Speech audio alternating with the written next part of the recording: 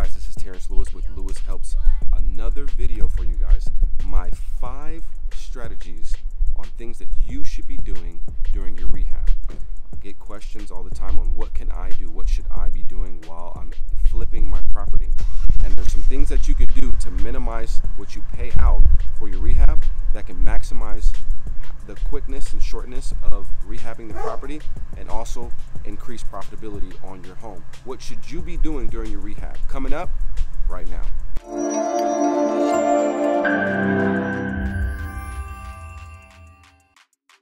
Hey, what's up guys? Okay, so check this out. I want to do a quick, sorry for the dog's barking, we got to deal with it. Okay, but what I wanted to do is bring you guys a quick video on things that you could be doing during your rehab. I'm in my property. We're probably in day 10. We'll be done in another 5 days in this property. Really quick polish up on this property. We'll walk in, we'll show you a little bit of the property, but I wanted to bring to you guys my 5 things that you could be doing during the rehab of your home in order for you to maximize your dollar. Things that would cost you a lot of money, but if you did them, would minimize what you paid out on the property, but that are very easy for you to do the property to save you guys some money and actually, quite frankly, probably help your property sell a lot faster. And one of the biggest things that I tell people that they can do during the rehab of their project is yard maintenance. So we've got a pretty ugly house here when it comes to landscaping and what the yard looks like, but could be one of the most important things that need to be done because it's the very first thing buyers will see when they come to your property. My painter will paint the house, it will look beautiful. They can do a lot of great things to the home, but this is an eyesore. So I want to bring you, this is going to be a quick video. I'm going to bring you guys 5 tips on things that I think you should be doing during your rehab. And let's jump right into number 1, which would be, of course, the landscape. So things that could be done to this landscape. Right now, we've got this little circular kind of deal here for this property. To minimize costs, what I probably would do to this is I would probably just fill this with mulch. I would mulch this in. That's a trip if you have a Prius or you have a truck. Or you can rent you know, if you have a van and you can pull a trailer from U-Haul, or just rent a U-Haul trailer. You can fill that up with some mulch, bring that in, and mulch does wonders. Just cut all these weeds down, mulch this in real nice, maybe paint the edge here. Depending on the area, you can repair this, but for this area, I would probably just leave it as is and try to focus the buyer's attention on the decor, maybe plant a couple flowers in here. And to be quite frankly, if you have kids, these are what I bring my kids into my rehabs to do, is spread mulch. You know, I don't want to be away from my kids a lot, so a lot of the things, these are the things that I can do to work, show them the trait that I'm involved with, keep the family together, and it's fun to do landscape. So the very first thing I would do is, of course, like I said, put some mulch in here, put some flowers in here, cut all this down, level the ground out, and then for this area, I would put some topsoil and some seed down, as long as my irrigation system's working. And within a few weeks, we would have some nice green luscious grass on the outskirts of the mulch, and we would have a really nice curb appeal for the property. Things like bushes, minimize the bushes down. It's already got some shape to it. You can see here, there's 3 different levels to it. So coming in with some hedgers that cost you 10 bucks. You probably already have them at home if you have a house, and you can actually cut these things down and make them look really nice. Flower beds are huge. Again, you can come right in here with the 2 flower beds and fill these things up with some mulch. You can even go over the mulch that's here. So at your job site, this is one of the last things that I would do, because at the job site, as you can see, there's going to be an area where they dump things, where they dump paint, or when they do grout work, they need a place to dump all that stuff. And so toward the end of your rehab is where you want to come in and do that last little bit of mulch and plant those, so that way you dedicate a place for your contractors to be able to dump their stuff. And again, like I said, you can level this out and go right over this with some fresh mulch. The second thing that I would recommend, if you're got some DIY in your blood, irrigation. These are very simple. A lot of people get intimidated with this type of stuff, but really, it's really 2 pipes that come up and an electronical motor piece that goes to a timer. And I can show you guys that in another video on how this irrigation systems work. But you can look at a lot of videos on how this works. But you know, simply doing your own irrigation, it can be intimidating, but to be honest, it's like gluing stuff together, okay? So what I do is I can just test and see. So we can look over there and we can see that, you know, we can see what sprinkler heads work on our yard. Look, we've got a broken one over there. And really all that is you're just turning it. You just basically turn the knob, pull it up, and replace it with a new one.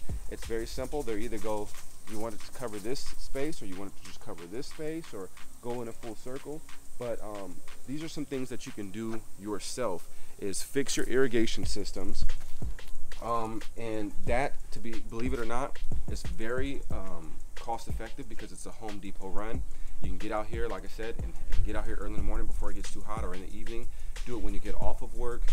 Do it on the weekends, and this is a weekend project right here for you and your family.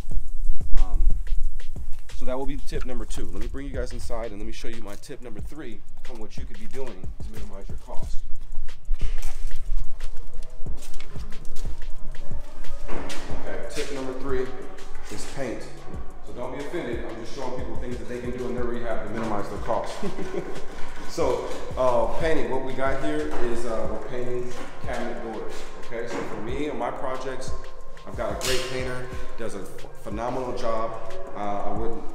For me, I have too many projects going on, I can't paint. But for you, the do-it-yourselfer, or for somebody that's looking to minimize their cost, painting can be a great thing that you can come in and do to help minimize their cost. Some strategies on some ways that you can do it. Now would be the time to do it. If you're going to redo your floors, you want to paint before you put your floors in. And so that way you can keep your painting inside the house, minimize yourself from having to deal with debris, wind, temperature too cold, temperature too hot, and then this will be a good way that you can actually save yourself some money by painting. Let me show you the picture as well. So in here, again, if you catch it at the right phase of rehab, you can come in here, you can even rent you a sprayer from Home Depot, and you can spray these down, paint them really nicely, really good, and you quite frankly can probably spend a little bit more time. Kitchens sell homes, so you can spend a little bit more time and maybe even put some different trim on your cabinets, some different hardware on your cabinets, so that way you can really get the aesthetic of your kitchen looking great, okay? So that's tip number 3. Let me bring you outside for tip number 4. So if you take a look here, we've got gravel, we've got waste. Come look over here. We've got just different things that were left on the property. So we've done a little bit of cleanup already on the property, but tip number 4 would be haul away. So different things on the job site that will be left behind. The trim treaters will cut things and leave things behind. The paint brushes and the paint buckets, and if you took a wall down, you can go to Home Depot. You can grab their truck, rent their truck at Home Depot, or you can go to U-Haul, grab a trailer or one of their trucks at U-Haul, and you can haul that stuff away. You'd be surprised on how much you'll save by minimizing that from your contractors that you've paid. Haul away. Haul away is a great thing. So there's a lot of little things that you'll find on your property, from the contractors to the roofers to the whatever.